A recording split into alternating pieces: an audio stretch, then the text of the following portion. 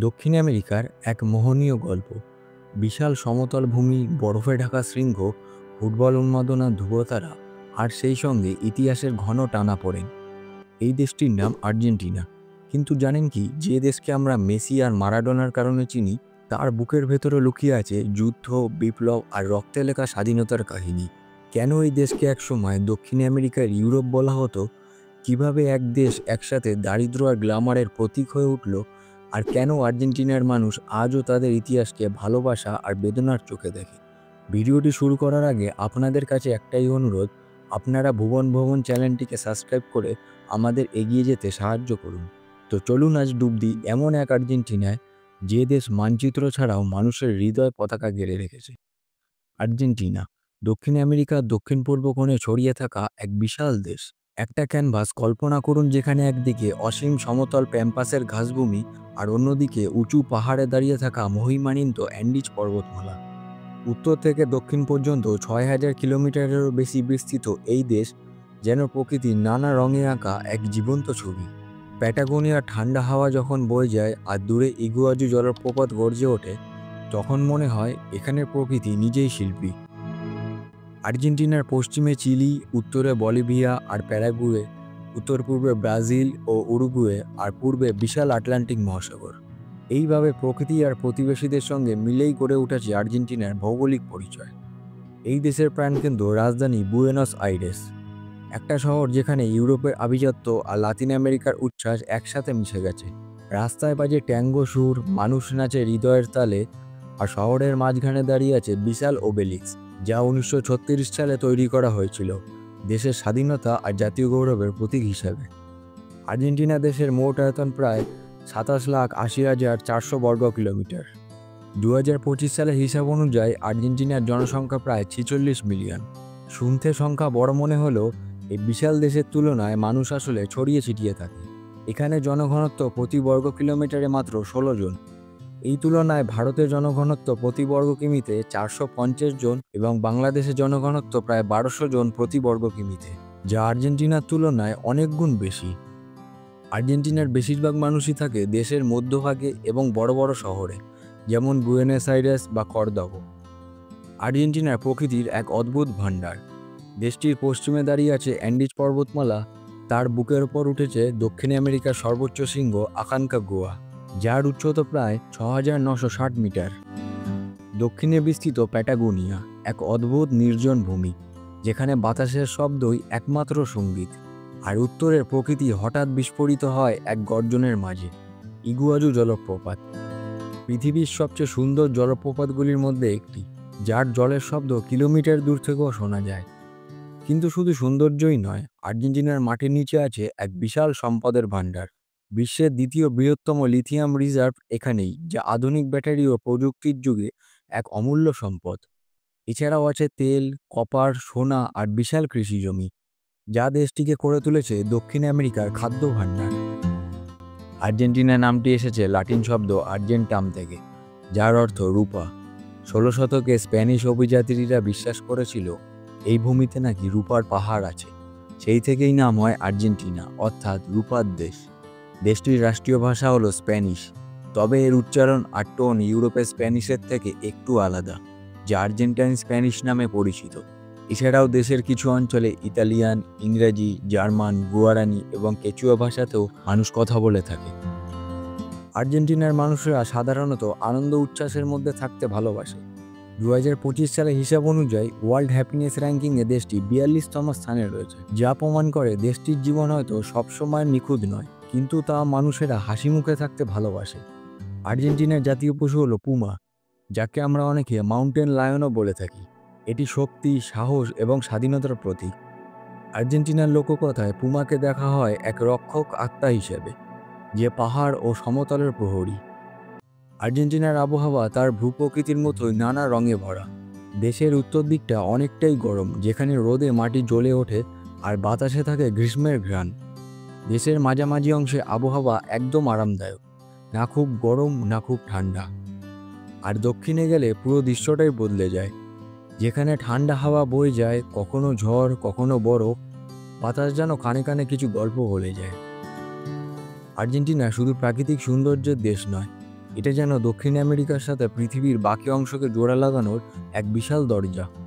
দেশের প্রাণকেন্দ্রে বুয়েনোস আইরেসে আছে মিনিস্টো পিস্তারিনি আন্তর্জাতিক বিমানবন্দর, যেটাকে অনেকেই ইজেডজি নামে চেনে। এই বিমানবন্দরটি দক্ষিণ আমেরিকার সবচেয়ে ব্যস্ত জায়গাগুলির একটি। প্রতি বছর এখানে কোটি কোটি মানুষ আসে যায়। আর 2025 সালে যখন এর আধুনিকরণ সম্পন্ন হলো, তখন যেন আর্জেন্টিনা আরও এক ধাপ এগিয়ে গেল। এখন এখান থেকে সরাসরি বিমানে উড়ে যাওয়া যায় ইউরোপ, এশিয়া আর বিশ্বের প্রায় সব প্রান্তে। কিন্তু আকাশপথেই থেমে থাকে না গল্পটা। সমুদ্র এখানে দেশের অর্থনীতির আরেকটা প্রাণ।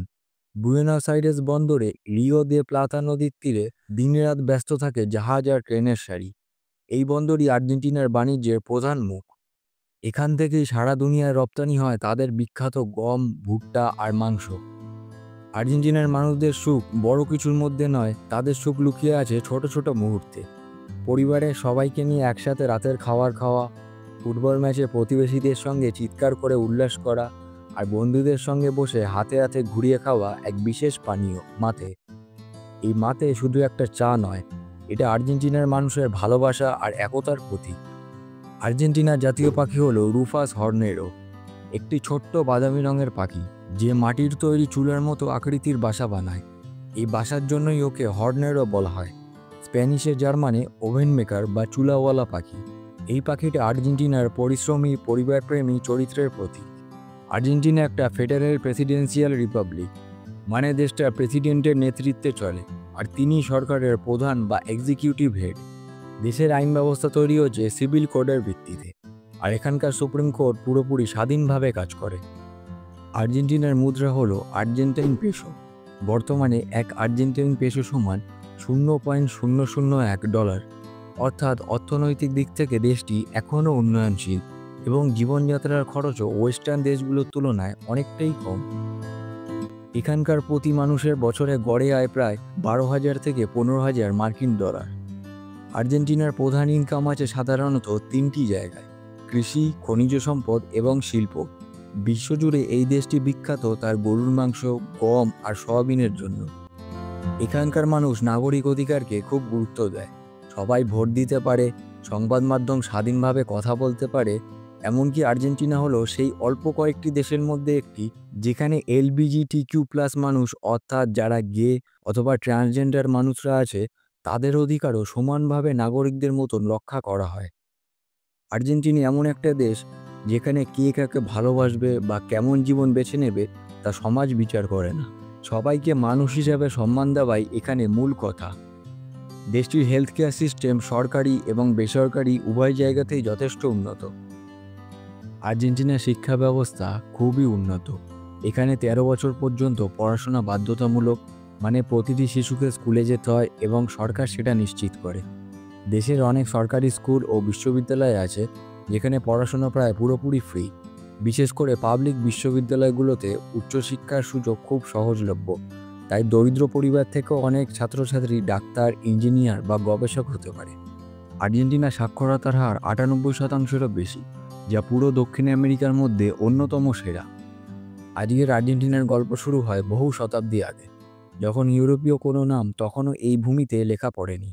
প্রথমে ছিল আদিবাসীদের জীবন, গুয়োরানি, মাপুচে, কেচুয়া, যাদের ইতিহাস ছিল পৃথিবীর সঙ্গে গভীর বন্ধনে জড়ানো। তাদের নদী, পাহাড় আর সমতল ছিল জীবনের উৎস, ধর্মের প্রতীক।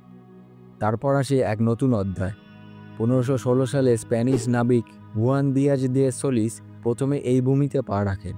তারপর থেকেই শুরু হয় স্পেনের শাসন, আর ধীরে ধীরে বুয়েনোস আইরেস গড়ে ওঠে রিও দে প্লাতা নদীর তীরে, যেখান থেকে ইউরোপের সঙ্গে বাণিজ্য ও শাসনের ইতিহাস গাঁথা থাকে। 1816 সালের 9 জুলাই সেই ঐতিহাসিক দিন, যেদিন আর্জেন্টিনা ঘোষণা করল স্বাধীনতা। 100 বছরের দাসত্বের পর নতুন সূর্য উঠল দক্ষিণ আকাশে। এরপর শুরু হয় নির্মাণের যুগ। 1853 সালে সংবিধান, রাষ্ট্র গঠন আর অগ্রগতির যাত্রা। 1880 থেকে 1930 পর্যন্ত সময়টা ছিল এই দেশের জন্য এক স্বর্ণযুগ। বিশাল কৃষিজমি, পশুপালন আর ইউরোপ থেকে আগত অভিবাসীদের পরিশ্রমে আর্জেন্টিনা হয়ে ওঠে বিশ্বের ধনী দেশগুলির একটি। এমনই এক সাফল্যের ছোঁয়া থেকে জন্ম নেয় সেই উপাধি, দক্ষিণ আমেরিকার ইউরোপ। কারণ আর্জেন্টিনার বুয়েনোস আইরেস শহরটি দেখলে মনে হতো আপনি যেন প্যারিস বা রোমে এসে পড়েছেন। ইতালি ও স্প্যানিশ অভিবাসীরা শুধু শহর নয়, সংস্কৃতি, খাবার, সঙ্গীত সব কিছুতেই ঢেলে দিয়েছিল ইউরোপের স্বাদ। তবে ইতিহাস কখনো একরাঙা হয় না। 1930-এর পর রাজনৈতিক অস্থিরতা, বিশ্বযুদ্ধ আর অর্থনৈতিক পতন দেশটিকে বারবার দুলিয়ে দিয়েছে। বর্তমানে এই দেশটিতে রোমান ক্যাথলিক রয়েছে 62.9%, এভানিজেলিক খ্রিস্টান রয়েছে 15.3% এবং 9.7% অধর্মী মানুষ রয়েছে। আর্জেন্টিনার মানুষের জীবনে ফুটবল যেন রক্তের সঙ্গে মিশে গেছে। এখানে ফুটবল শুধু একটা খেলা নয়, এটা তাদের গর্ব, তাদের আবেগ। মারাদোনা আর মেসি, এই দুই লেজেন্ডারি খেলোয়াড়ের নাম আজ সারা বিশ্ব জানে। তারা শুধু খেলোয়াড় নন, তারা এই জাতির নায়ক। এদেশের রাস্তায়, স্কুলের মাঠে, এমনকি গ্রামের ধুলোমাখা উঠানেও আপনি দেখতে পাবেন ছোট ছোট বাচ্চাদের জুতো খুলে পাথর দিয়ে গোলপোস্ট বানিয়ে মনের আনন্দে ফুটবল খেলছে। ফুটবলের পাশাপাশি আর্জেন্টিনায় পোলো, রাগবি আর টেনিসও জনপ্রিয়। এখানকার মানুষেরা বিশ্বকে অনেক কিছু উপহার দিয়েছে। সবচেয়ে পরিচিত উদাহরণ হলো বল পেন। আবিষ্কার করেছিলেন লাডিসলাও বিরো, যিনি পরবর্তীতে আর্জেন্টিনায় স্থায়ী হন। আজ আমরা যে কলমে লিখি সেটি তারই সৃষ্টি।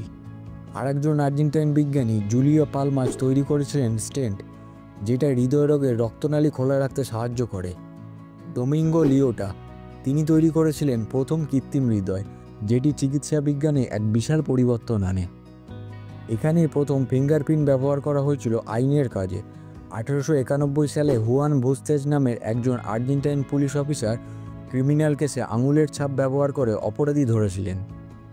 এই কাজের ফলে আর্জেন্টিনা হয়ে ওঠে বিশ্বের প্রথম দেশগুলির একটি যেখানে ফিঙ্গারপ্রিন্টকে আইনি প্রমাণ হিসেবে ব্যবহার করা হয়। ভিডিওটি ভালো লাগলে একটি লাইক ও চ্যানেলটিকে সাবস্ক্রাইব করে আমাদের পাশে থাকুন।